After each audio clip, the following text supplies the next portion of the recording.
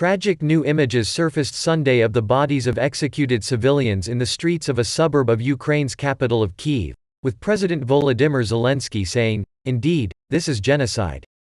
The bodies were discovered after Russian troops pulled out of Bucha and included children, women raped and set afire and men tortured and executed by being shot in the head while their hands were tied behind their backs, Ukraine said. Among the dead were local officials, Ukraine claimed. One newly discovered mass grave contained about 300 bodies, Ukrainian officials said. "Indeed, this is genocide," Zelensky told CBS News, Face the Nation. "The elimination of the whole nation, of the people. We are the citizens of Ukraine. We have more than 100 nationalities. This is about destruction and extermination of all these nationalities. Is this genocide?" At Marg Brennan asks Ukrainian President Volodymyr Zelensky.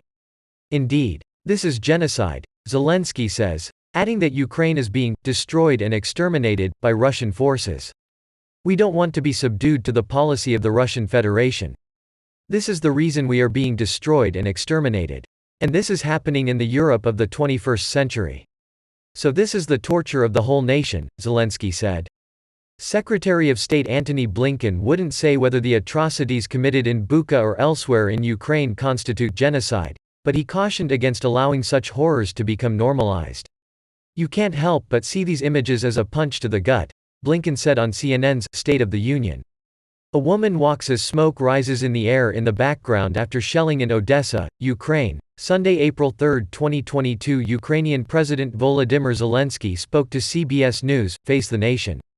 America's top diplomat said the administration believed that even before Russia launched its invasion of Ukraine on February 24, its troops would commit atrocities, including war crimes, and has been working to document the evidence. "But I think the most important thing is we can't become numb to this. We can't normalize this," Blinken said. "This is the reality of what's going on every single day. As long as Russia's brutality against Ukraine continues. That's why it needs to come to an end." Ukraine President Volodymyr Zelensky said, "Indeed, this is genocide." A woman hugs a Ukrainian serviceman after a convoy of military and aid vehicles arrived in Ukraine, Saturday, April 2, 2022. Numerous bodies were discovered after Russian troops pulled out of Bucha. He was asked if the savagery in Ukraine constitutes genocide. "We will look hard and document everything that we see, put it all together, make sure that the relevant institutions and organizations that are looking at this, including the State Department, have everything they need to assess exactly what took place in Ukraine, who is responsible and what it amounts to," Blinken said. French President Emmanuel Macron called the images from Bucha unbearable. "In the streets, hundreds of cowardly murdered civilians. The Russian authorities will have to answer for these crimes," he tweeted.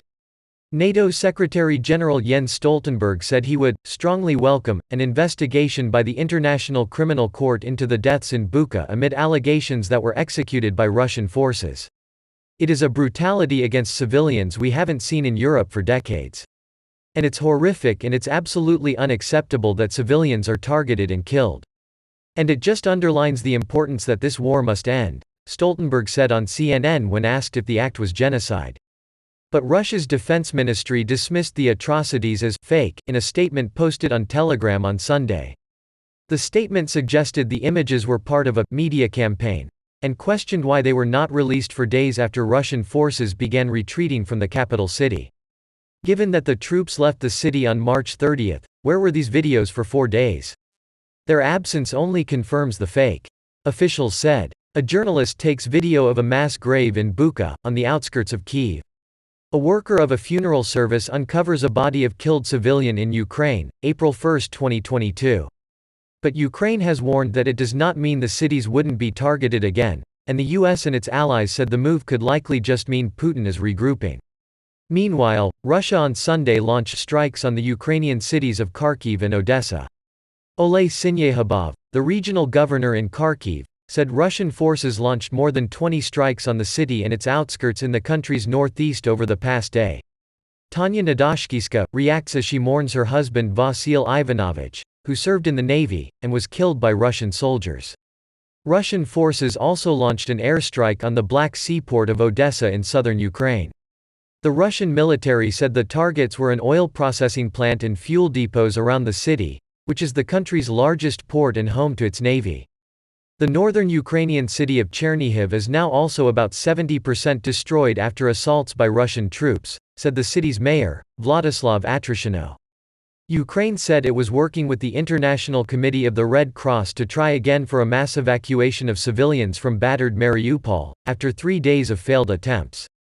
Tens of thousands of people remain trapped with little access to water there, Ukraine said.